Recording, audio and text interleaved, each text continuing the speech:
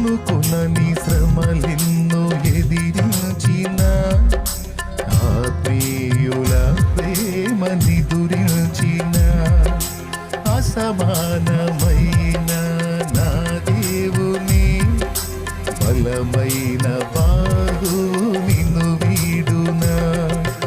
యేసు నిలిచాడు నీ ముందు, నీకు చేసేను కనువిందు. యేసు నిలిచాడు నీ ముందు,